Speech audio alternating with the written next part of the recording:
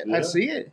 So, yeah, we're here today for the big announcement. And tell us a little bit about the Iola Hormigas. Well, I'll start. I was approached by a friend of mine to bring a team here to start out. We were going to do a spring training game against Blackwell, and Andrew with the Pecos League came down and looked at our facilities, and we're excited to just do one game and host them for spring training, and then I'll let him kind of fill in from there. But we're super excited to be able to host them for the entire summer. I think they're going to play 20 home games here and be here, every Monday, Tuesday, Wednesday from starting June 2nd through the end of July. And I'll pass it over to Andrew. It's great. So we got invited at the end of the season 2 years ago to move a team to Kansas City, play historic Southfield Page Field, and we're doing that. And as this project progressed, people are very excited to have Sundays at Southfield Page, and really excited to have the Hormigas. But basically, the housing and the logistics in Kansas City for those Monday, Tuesday games. It's not as easy as it is on Sunday. So Matt Chambers, the former White Sands manager, kept telling me on and on and on, we need to look at this, we need to look at this. So the more we looked at it and the more we researched it, it would make perfect sense to move the headquarters of the team here and to play Monday, Tuesday, Wednesday games here and stay in Kansas City. It's the best of both worlds. The city of Kansas City has done an amazing job to Satchel Page. The groundskeeping work is just incredible. We were there yesterday, and it's going to be great for those Sunday games. But playing Monday, Tuesday, Wednesday here might be just as much fun. So one team, two locations, the best of both worlds. Housing setup here is great. The community here is great. The college is great. So I think we got lucky for once, and luck was due on our side. So we want to take care of everybody the best we can, and this affords us the ability to stay in Kansas City and have a great place for these people to train and play here as well, and give these guys a little bit of taste of Pecos League baseball as well. So that's kind of the circle of what it is and how it is. And I cannot take the Missouri flag off the jerseys. That's the biggest thing everybody's asking. It's Missouri's lone independent team in Missouri. There are no more River City Rascals. So that's the thing everybody keeps saying is we're Kansas. Well, nobody knows what that flag is anyways. How about that? And how'd this conversation get started? Well, like I said, Matt, which you mentioned his name, called me up. He said, "Hey, I coach in this league. I got a guy that runs the league, and has seen our facilities, and think it'd be a good thing for Iola to do the preseason." And I said, "Oh, I'm all in. Let's do it." We got on a three-way and made some deals and some conversations to bring them in for those 3 or 4 days for spring training. And then they said, "Well, this might fall apart in Kansas City for the housing." So I approached the president, got a committee together, and then the board is going to make a decision on whether we can serve alcohol during the games next week, which I think will be able to happen. But I think it's good. The best thing, it's great for the college. We're gonna make a little bit of money off this, but the major thing for me, it's going to be great for our community. We're going to have something this summer for people to come out to. They're going to pay people for jobs if they want to do some things and help out. It'll be good for the youth. I mean, we have a very good baseball community, whether it's high school youth from 5 years old and up. The Legion plays games out here. Their team will be out supporting it. Not just Iola, but I'm sure Humboldt and the Colony. We got teams around that do well in Kansas in baseball, and I think it's a great thing for them to come out and see.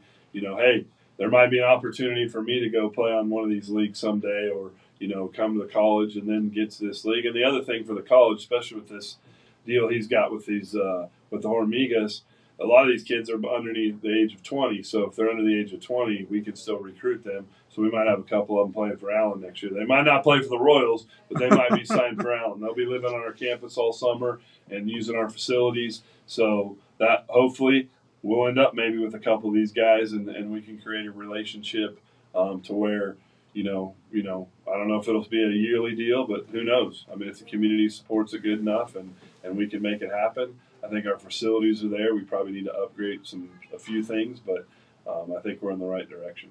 And this is a different flavor of baseball. Of course, I don't know if Iola is going to get the mariachi band like Kansas City, but kind of it's international players. They're all trying to get up to the Mexico League. Kind of how does this does it differ a little bit from the style people are used to watching in Kansas, or Night and day. So I hosted Bravos de Leon and the Charles de Jalisco sellout game in Bakersfield a month ago, and it was what was different about it. And it was an exhibition game, so they weren't all in, right? But the coaching, you typically have a coach in the first base and third base box, right? Like you guys have all seen baseball.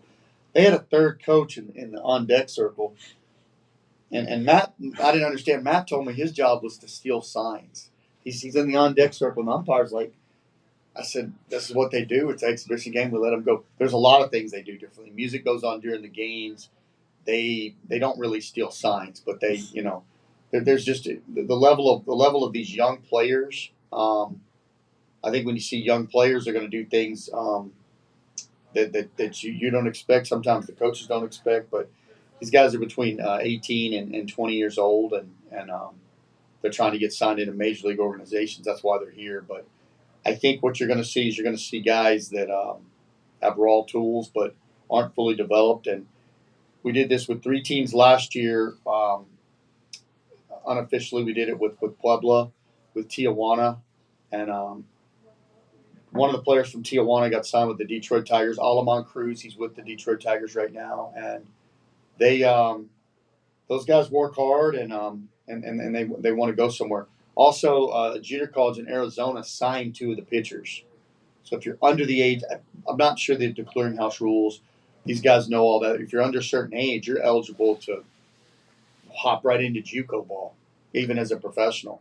As an I'm not sure if it's international, but you're fully eligible. So if Allen were to get a pitcher that contributed out of this, that would be a feather in their hat more than anything else. I mean, no promises. We haven't seen these guys, but that's up for consideration as well. and these are players that they're part of the Mexico League, and that is the oldest operating sports league in Mexico. It's 99 years, so when when they get moved up, that is their equivalent of the major leagues.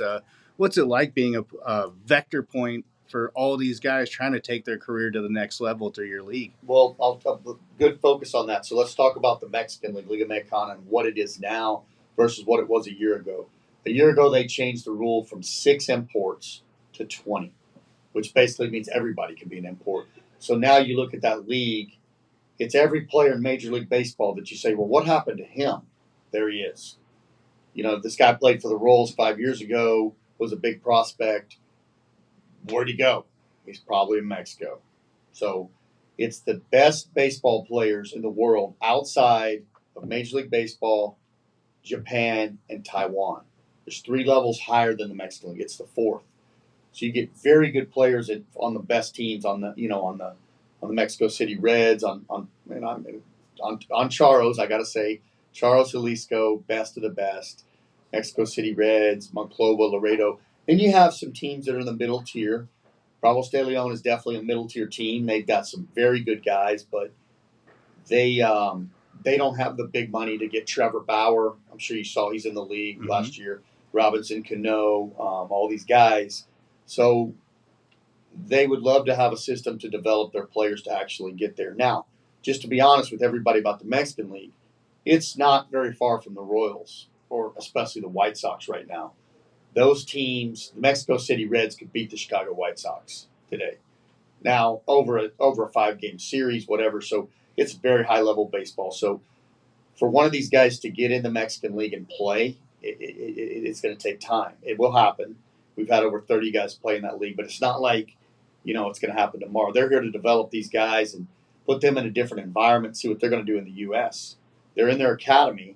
They really have nowhere to send them because they're not going to play on the big club right now, but they could be major contributors for us. So the interesting thing is going to be to see at the end of the year what type of players or who are their better. They send 8 guys, just like Allen County, same thing. 3 or 4 of them are going to be very good that have had successful. Not all 8 are going to be stars. I mean, it's a very good league, right? So, that's the interesting thing to follow. You're not just following a team. You're not just following players.